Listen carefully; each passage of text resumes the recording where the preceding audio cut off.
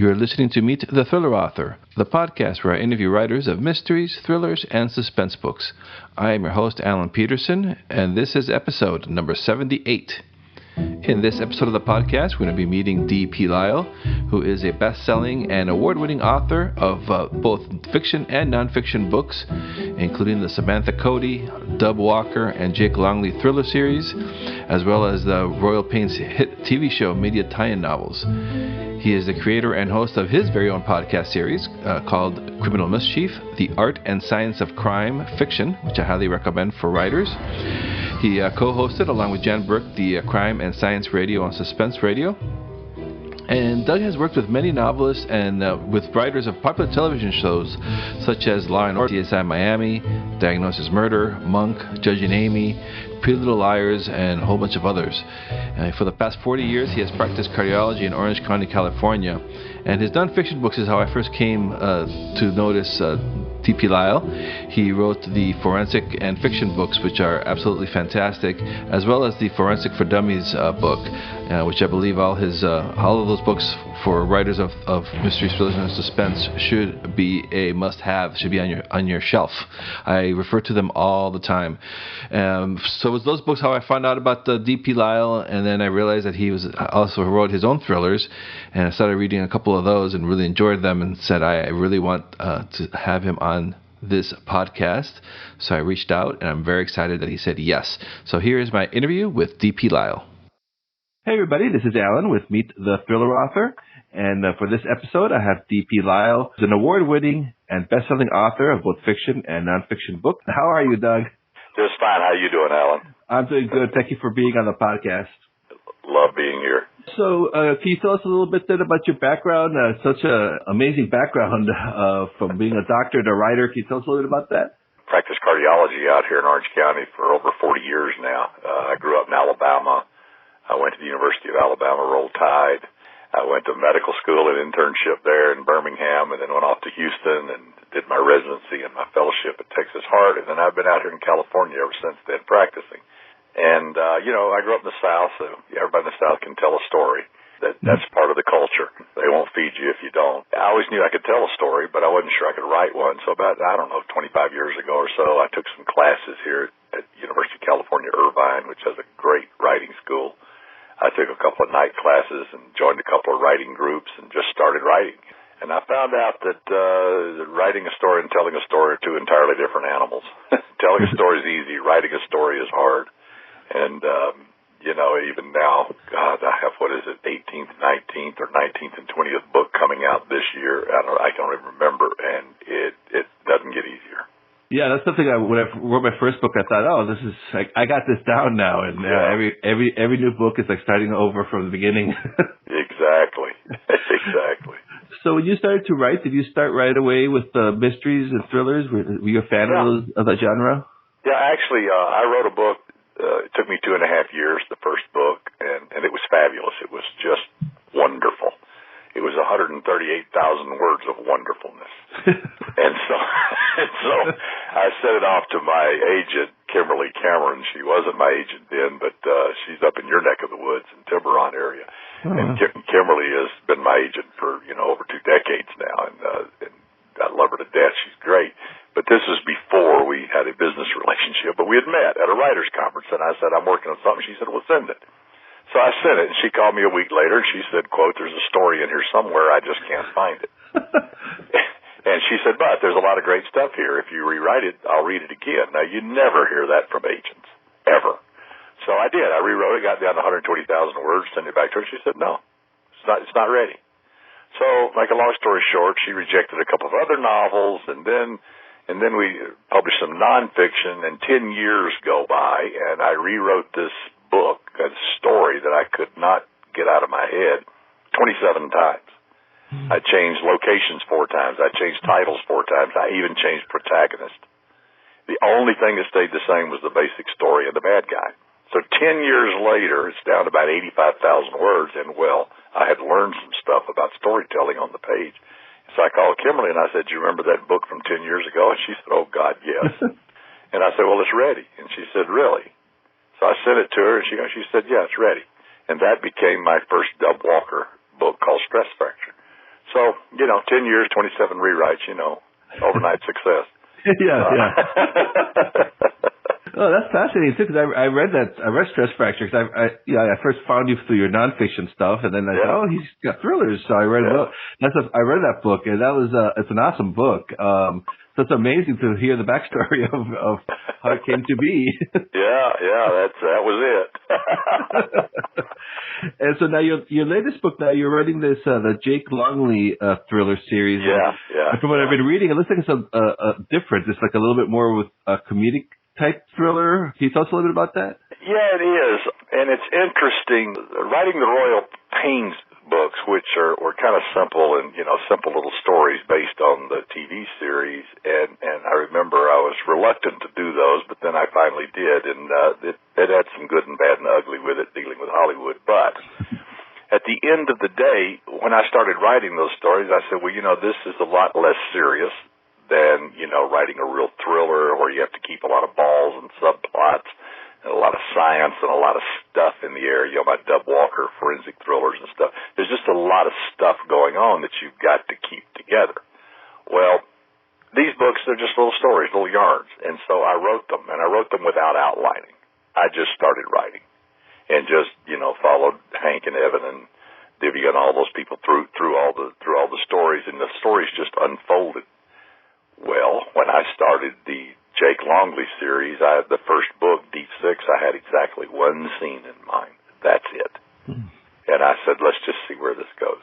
And I started writing, and it just flew. And it's lighter. It's not as technical. It's not procedural. It's just funny stuff happening along the way. And, oh, by the way, people are getting murdered, and we got to figure out what that's all about. So it's a lot more like Carl Hyacin or Tim Mulaney or Paul Levin.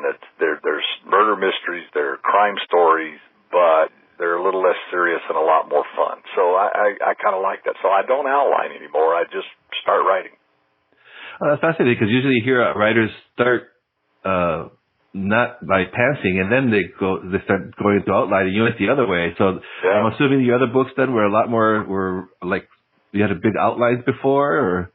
Yeah, I mean, they're when you have more technical stuff and more police procedure and more keeping all the clues and the red herrings and all the stuff together, you have to be a little more careful. You have to plot things a little tighter. When you're writing comedic type stuff, happenstance and serendipity can enter the story at any moment, and it's like a confederacy of clowns rather than a bunch of hard-boiled cops, and it's a whole different flavor, and I really enjoy it. I really enjoy writing it that way. I find it to be a lot of fun. Now, I use a program called Scrivener to write, and boy, anybody who doesn't is insane, because it allows you to kind of keep a running outline, sort of, while you're writing, and it allows you to move around in the writing very, very, very easily. You can jump from scene to scene to scene. You're in chapter 50, scene 50, and something happened back in scene 12. Well, you're not scrolling and scrolling. You just click on scene 12, and there it is. And you have your little titles for each scene, so you kind of know who's where. It just makes writing so much easier, Yeah. And so it doesn't. It's not one of those programs that plots for you and all that stuff. All those guys are out there. I've looked at a lot of those because they're kind of fun. This is basically just a word processing program with a lot of bells and whistles. Yeah, I love it. I use Scrivener as well. I like the drag and drop features of it too. Oh, absolutely. That would have come in handy, those 27 rewrites that you did over the and the research files. I mean, where you can drag photos and web pages and everything into the program, and it's right there as you need it all the time. And so, how many books do you have on the Jake Longley series so far? The third one is coming out in May. The first one was Deep Six. The second one was A-List, set in New Orleans. The third one is Sunshine State. Well, set in Florida. And it's really funny. It may be the best of the three. And then I'm working, actually this morning, what I've written, 1,220 words already this morning, on the next one, which is called Rigged, and it's going to take place in the town of Fairhope, Alabama. And Fairhope is it's kind of like the Carmel of the Gulf.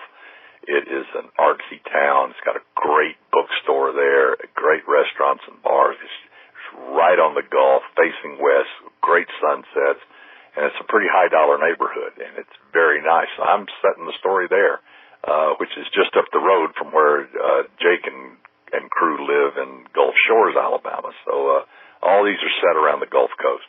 Oh, that must have been fun for you too, because you said you're originally from Alabama, so you're able to go home to write. Yeah, exactly. Well, all the Dub Walker stories were set in Huntsville, my hometown. So. Oh yeah, I forgot about that. Yeah, the Huntsville sheriffs. Yeah, I remember that in the book. Yeah, and so Sunshine State, that's coming out on May 21st of 2019.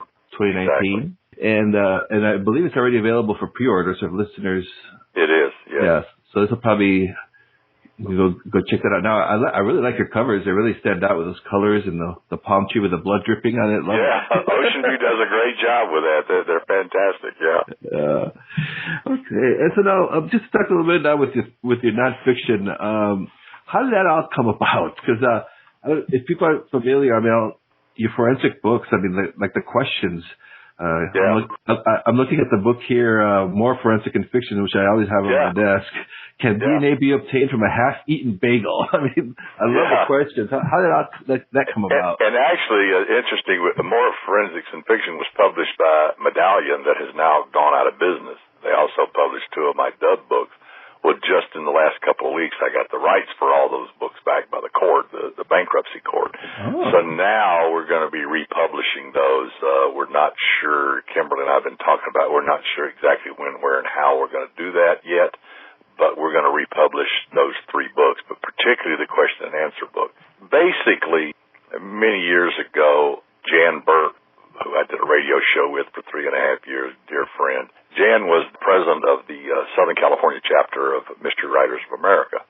And the newsletter was kind of thin, and she wanted to bump it up. So she asked me, would you write an article for something on forensics or medicine or whatever? And I said, sure. Because by this time I was answering questions for writers, but they would call me, and screenwriters, and call me and ask me questions about forensic science or medical issues. And so I wrote one called Timely Death, which was kind of an overview of how the coroner determines the time of death. And it was a huge success. Everybody loved it. So we want more of this kind of stuff. So we started a column called The Doctor Is In, and it was a question and answer thing. Well, that expanded and went on and on and on, and that ended up being published in several other newsletters around, the National MWA Letter, Suspense Magazine, different places, Novelist Inc., their newsletter. And so, to make a long story short, I ended up with thousands and thousands of questions from writers.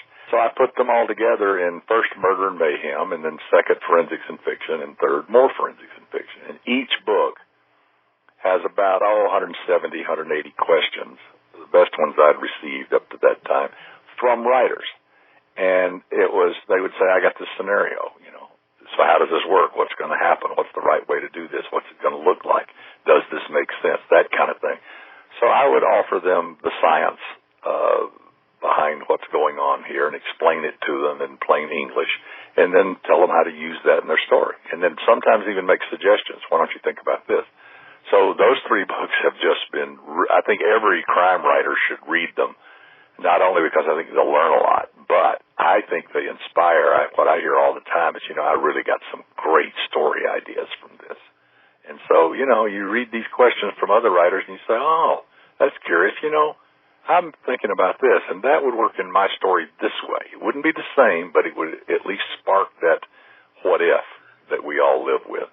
Yeah, I still find that they're great, like writing unblockers, because, if you're kind of stuck on something, or, just start thumbing through your books and through the questions, and it starts sparking your imagination, and then it gets you right back into excited to write again. So Exactly. So yeah, they are a lot of fun, and some of these questions that come up. Have you ever had a question that kind of even surprised you, or made you a little bit, why are they? Oh, sure. Several, and some of them you can tell that they're talking about real life stuff, and I don't answer those. I say, this has to be in the context of a fictional story. I don't deal with real crime. I'm not qualified to, and it would be stupid to do that. But if it's in the context of story, sure, everything's fair game. I remember way back, Charlene Harris was working on, I think, the 4th Sookie Stackhouse book, and we talked about vampire blood, and she wanted some. And this was back at the beginning of the whole vampire werewolf phase. That's kind of dwindling now, and we're into zombies, I guess. But Charlene obviously was huge, and with True Blood, the TV series, was huge in that whole genre and actually launching it. And she's such a great writer and great storyteller. But we talked about that, and then, of course, after that, I've got maybe 100 questions over the next 3 or 4 years on vampires and werewolves and things like that, And that's okay. I mean, it's obviously sci-fi fantasy stuff, but it still has to conform to certain basic principles. And so you try to work through that and how you can make this unbelievable story believable. And how do you make it sound real? I mean, if you think about it, Star Wars, really. But we bought into it hook, line, and sinker. That we accepted the entire universe, that entire world, that entire war that was going on, all those characters, we accepted all of that. Because it remained true, even though it violates just about every scientific principle, Spaceships don't make noise in space because, well, there's not enough molecules, and they can't bank and turn like aircraft because there's not enough molecules to do that against. They kind of have to move in square lines. But we didn't care. We didn't care about all that stuff because it was a great story, and we bought into the world. And so same thing. If you buy into the world, it doesn't matter how outlandish it is. It'll work. Charlene Harris with the whole, vampires coming out of the coffin and the synthetic blood. It was all like very... Yeah, different. And she's fabulous. She's just a great person and a great writer. What were some of your influences as a writer, some of your favorite authors? Many. The Michael Connelly, T. Jefferson Parker, Bob Craze. But there's 2 that stand head and shoulders above everybody else, and that's James Lee Burke and Elmore Leonard. James Lee Burke, because his writing is just so perfect. His sentences, his paragraphs, his imagery, his dialogue, his characters are sometimes they take your breath away when you're reading, and you stop and say, "Oh my God!" and you reread it, and you say, "I know all those words. Why can't I put them together this way?" Because he is just fabulous, literary, gritty fiction. And then Elmore Leonard, he's known as, the guru of dialogue because he writes dialogue that's not dialogue, and you can hear the people talking. And if you haven't read Elmore Leonard, you must. But more so than that, I think he is a university-level course in how to plot and tell a story. His famous adage, it's actually not one of his 10 rules, but it's probably his most famous, actually it's the number 10 rule, leave out the parts people skip. And the other is, if it sounds like writing, rewrite it. But he does that, and he manages to move you through a story, create a scene, create a character, create the dialogue, create the action, and do it all so effortlessly and so efficiently that every single thriller writer can learn a massive amount just by reading his stuff over and over again. I've read some of his books 2 or 3 times. I've probably read virtually everything he's written. He started as a Western writer. He wrote Hombre and 310 to Yuma and stuff like that. Yeah. And after he did 40 or 50 Western books, he turned to crime in Detroit and Florida and had a whole other career. And those books are just wonderful. Get Shorty and Gold Coast and Jackie Brown and Maximum Bob and Be Cool. And they're just fabulous stories, and everyone should read them. So those 2 guys probably had the greatest influence on me. Do you still find time to read, or are you too busy now with everything? Oh, no, I read all the time. Yeah. I read all the time. In fact, I'm reading an old Elmore Leonard book right now called Something or Other City. I forget. That's probably when you read on a Kindle, or I read on my iPad with the Kindle app, you can never remember the titles of books. They're never in front of you.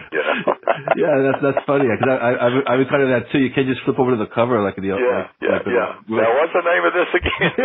When you got a book, you see it every time you pick it up, but with an e-reader, not so much. Yeah, and especially with the to-read file, it keeps getting big with a Kindle because it's so easy to download stuff. Exactly. with your medical background now, have any real life experiences ever found their way into one of your stories? Oh, sure, and not only experiences but things I've read about and heard about and see on TV and movies and true crime stories and all that stuff. All filter in. There was a character in Stress Fracture. Dr. Wendell Volek was the character, and he's the guy that enhanced the photos for Dub and T. Tommy so they could get an image of the killer in the old Russell Erskine. And the Russell Erskine was the hotel in Huntsville when I was growing up. It's now a retirement community, high-rise with condo-type things. But the Russell Erskine Hotel was fabulous. It was where all the big events were held in the ballroom there and all that. So as part of my childhood, so I set the story there. And so they get a little security video of this guy, and they need it enhanced. So they take it out to Wendell Volek at NASA, which is right there in Huntsville, the Marshall Space Flight Center, where von Braun and all his people built all the rockets. And I grew up with that. I thought everybody had a space program in their backyard.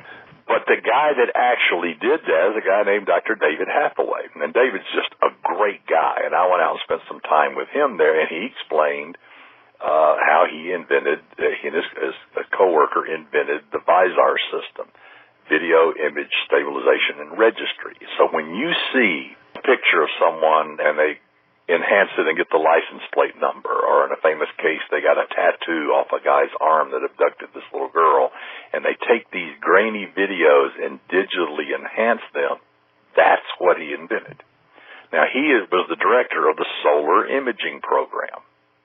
And so when the bomb went off at the Atlanta Olympics, they had a 13-second little video, and all it was just a dark shadow outline of something against a park bench where the explosion took place. And they had run the news crew away. They're not supposed to be over here. They'd run them away. So they got 13 seconds of imagery before they got booted. The FBI brought that down to David and said, "Can you do anything with this?" Well, I don't know. So they started working with it. Spinoff is they ended up with an image that showed the bomb, showed the wires, showed everything, and it basically invented the VISAR system. So I used that in that story, in that book, and actually David's acknowledged in the front, and I sent him a copy, and he was thrilled, to be in the book. But anyway, so your research leads you in a lot of circles, and just the people you run into, all those things inform the stories you're telling. And what's your writing process then? So you do your research, and then you start to write your books? Yeah, well, I write both fiction and nonfiction, and I tell people they're exactly the same, only different. For nonfiction, you got to do all the research, and you got to put all the research together. And then, you may do a little bit later as you run across other stuff, but basically you have to do all the research and organize it and put it in some palatable form and understandable form, and then start writing. And you might draw your fiction techniques into that writing, but you have to get the information organized first. In fiction, you get the characters and the setting and the plot hammered out, and you do the research as you go along. If you need to know what a building looks like, or you need to know if this town has a Starbucks or not, of course every place does. If you need to know what something looks like, then you go look for it. But other than that, the story comes out of your head. And so you only have to look up the things that you need to go look up. And if you do too much research before you start the story, unless it's about some aspect of that story that you need to know more about, you'll end up spending all your time on the computer looking at pretty pictures and reading cool articles, and pretty soon, just 3 weeks will go by and you'll say, well, I haven't written a word. Just start writing and then do the research. So they're exactly the same, only different. Yeah, I like that. Yeah, because such rabbit holes with the internet. Oh yeah. Man, you start out really doing some research, and the next thing you know, you've wasted a couple hours. Yeah, you're watching cat videos on YouTube. It's all roads lead there. Yeah, but it is so wonderful though. Like you were saying, if I'm writing a story, you want to know there's a Starbucks in that corner or something. Boom, you can just go to Google Maps or whatever. Sure, absolutely. You can imagine back the old masters with the typewriters, how they had to do their research. Oh my God. And when I started trying to do some writing, it was basically on a typewriter. because, the computers were just starting to come out then. I mean, it hadn't been that long ago. Desktop computers have not been around long. Yeah, that's crazy. My freshman year in college, we had to go to a computer lab to do a computer. Yeah. Not everyone had one in their dorm or laptops. Yeah. I had an old Apple IIe or something like that with a floppy disk and had like a megabyte of memory, the whole thing, and a word processing program and a calculator, and that was it. It wasn't anything else. Yeah, I think I read that our phones have more computer power than the computers that sent to the moon. Your iPhone has more computing capacity than entire network at NASA when we landed on the moon. That's just of course, that's why Armstrong turned the computer off and freaked everybody out. Yeah. But the data kept overriding the computer's capacity, and alarms kept going off, and they were annoying him as he's standing there in the limb trying to fly this spacecraft in an environment no man had ever been to, and he just reached up and turned the computer off. Oh, and wow. Houston went crazy, went insane, and he said, I don't have time to talk right now. And he landed it, Yeah, that's amazing. That's why he's Neil Armstrong and we're not. Yeah, exactly. And so now, what's your when you start writing? Do you mentioned before that you already were writing this morning? Do you have set word count goals that you set for yourself? No. Nor a set time. Oh. I refuse. I've got a day job, and I just I love writing. I do it because I want to. I refuse to let this be a job. I've always said I do not want another job. I do not want this to be a job. That's why the few times I've had deadlines, I didn't like it. And the reason is, I'm that annoying guy that, in high school you had to do a term paper and it was due in 3 months. Mine was done in 3 weeks because it's not because I'm more dedicated or smarter or any of that than anybody else. It's just I don't like trouble on the horizon. If there's an issue that's got to be resolved, let's just go resolve it, and then it's not an issue anymore. And now the skies are clear again because there's always going to be something else coming up. You learn that practicing medicine, making rounds. Go get rounds made early in the morning, and I'm in the hospital at 6 o'clock in the morning back when I did that stuff because I wanted to get rounds done because I knew catastrophes were out there waiting to enter the emergency room. And the worst thing to do is get caught up in a 3 or 4 hour catastrophe when you still got a dozen patients to see, in the hospital and finish regular round. So it's always chaos. And so I just like things done. So Forensics for Dummies was probably the first deadline I had. And by the time we hammered the contract out, I only had 5 months to write the book. Of course, I'd already been working on it. And I turned it in 2 months ahead of time because I couldn't wait to be up. I couldn't stand to be up against the deadline. So, and the Royal Pains books they had deadlines involved with them, and I didn't like that at all. So, but the others, I say, when it's done, I'll send it to you. Yeah, that's a great way too of not having that looming over your head. Yeah. Oh, it's terrible. Yeah, you can see that with George R.R. Martin, how he's with all his success and everything. You can just tell how he's just getting freaked out because he hasn't had the latest book on Game of Thrones out. Exactly. Even at that level, I could just see and feel his pain. Oh yeah. Well, Lee Goldberg is a dear friend of mine, and Lee is without a doubt one of the most prolific writers I've ever known in my life. I don't know how he does what he does, but there was a period of time there for a few years that he was writing diagnosis murder books and the monk books. And he had to do 2 a year of each of them. Wow. So they were staggered, so every 3 months he had to turn in a book. Okay, now think about that. 90 days and you got to complete it. And I'm going to tell you, more than once, he would call me when he had 5 weeks left, and he said, I have no idea what I'm going to write about. Say a monk book or a diagnosis murder book. So we would kick some ideas around for a while, and finally, after about 20 minutes, he'd say, oh, okay, I got it now, thanks.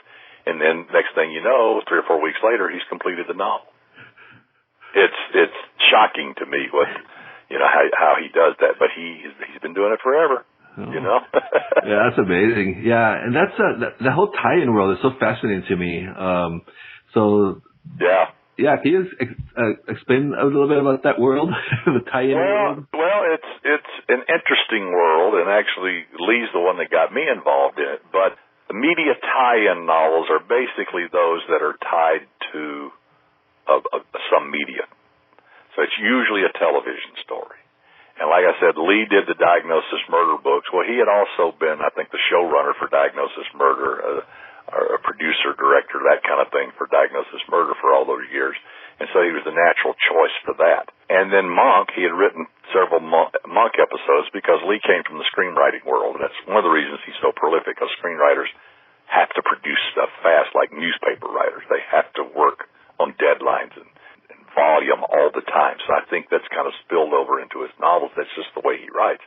But so he wrote those two. And then they came to him and asked him to do Psych, and he said, "No, I don't want to do Psych, but my partner, writing partner, Bill Rabkin will." So he turned into that. And then they came to him and wanted to do Burn Notice, and he said, "No, I don't want to do Burn Notice, but my brother Todd will." So he gave it to Todd, and Todd wrote several of those books. And then they came to him and said, "What about Royal Pains?" And he said, "No, I don't want to do that, but I know someone who might." And that's when he contacted me, and that's how I got into it and wrote 2 books for that. It's difficult when they're not your stories, they're not your tales, they're not your characters, and you got someone else that has a vested interest in what's going on, and it's not your baby. Yeah, that's what you were saying. That's where you had the deadlines and all that stuff. Yeah. It's a lot of restrictions and a lot of cooks in the kitchen. Let's put it that way. It does sound like a Hollywood. Everything you read about those Hollywood movies, the producers and executives. That's fascinating. So before I let you go, I just want to touch base. I saw on your website that you have your own podcast. Yeah. Criminal Mischief. Can you tell us about that? It looks fascinating. I'm going to subscribe to it right away. Yeah. Back a few years ago, Jan Burke and I did a radio show called Crime and Science Radio, where we interviewed people in the industry. And I mean, forensic pathologists and FBI profilers. We had Kathy Reichs of Bones on there, Linda Fairstein, Law and Order SVU, and her best-selling novel.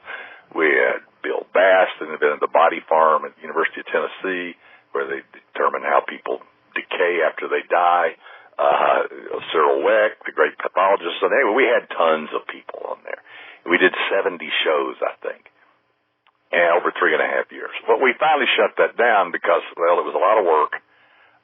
It was a lot of herding cats, getting everybody together so we could do the 50-minute interviews at the same time. And we'd kind of run through all of our friends in the forensic world.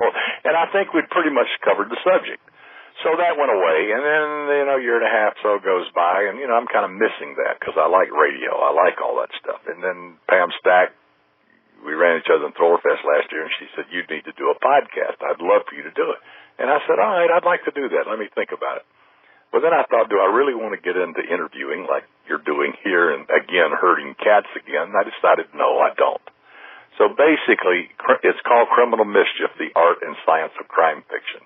And if you subscribe to it, what do you get? You get me. That's it. I talk about stuff. I talk about cases. I talk about questions I've received. I talk about writing skills. I talk about voice and point of view, and I talk about crimes, and I talk about poisons, and I talk about each show has a slant of what I'm going to talk about, a subject, and I just talk about it.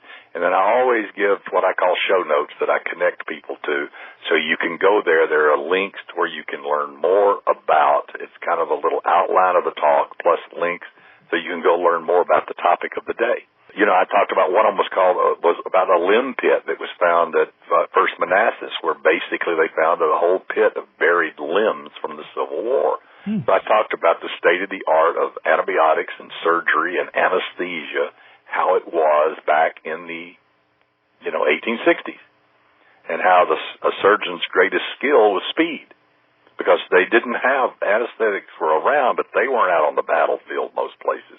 So you'd give them some alcohol and something to bite on and saw a limb off.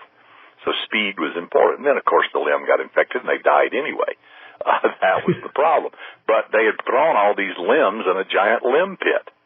And so it kind of opened, and this had just been discovered at Manassas. And so I just, I vamped on that for 20, 30 minutes about the state of the art of surgery. Well, hopefully people who write historical crime fiction can use this. And if not, it'll open their mind and they'll go look at some other stuff. And as they're doing research, they'll come up with some story ideas. At the end of the day, that's really what it's all about. I want people to write. I want to read, so I want people to write stuff. And do you still get questions? Oh yeah, all the time, all the time. Yeah. You're probably not going to be able to change that. No, that still happens. So, and I have the blog I run, I have my podcast, I have all my writing, and I answer questions for people. Other than that, I got nothing to do. and then a good place for all this good stuff would be probably your website at dplylemd.com. That's it. That's the one. Yeah, that's what I'm looking right now. You can have links to his podcast and your books and all that good stuff. The radio show, they're all 70 shows are on there. So if you find something that's of interest to you, listen to that because it's from the experts. And then I have a whole new series coming out in October that I've started. It's a Bobby Kane, Harper McCoy series, and that's a whole other set of characters, and it's going to be much darker stories than the Jake Longley stuff. So, oh wow, the first is called Skin in the Game, and it'll be out in October, and I'm already about a third of the way through the follow up for that. So, so 2 new books from you this year. Yep, May and October. Yeah. So that's pretty close. You get the Sunshine State, more comedic, and then the other one's going to be a little bit more. More darker. Yeah. More darker. All right. Yeah. All right, Doug. Well, I want to thank you so much for being on the podcast and talking to us. Really enjoyed talking with you. Well, thank you. I thoroughly enjoyed it, and I appreciate you having me on. Thanks for listening to the Meet the Thriller Author podcast. Be sure to visit thrillerauthors.com to join the conversation, access the show notes, and discover great thrilling reads. If you enjoy the podcast, I'd love for you to subscribe, rate, and give a review to it, wherever it is that you're listening to this podcast, be it iTunes, Apple Podcasts, Google Podcasts, Stitcher, TuneIn, Spotify, wherever it is that you're listening to this right now. I would appreciate it. And please do check out my own thriller novels over at my website at alanpeterson.com. Until next time.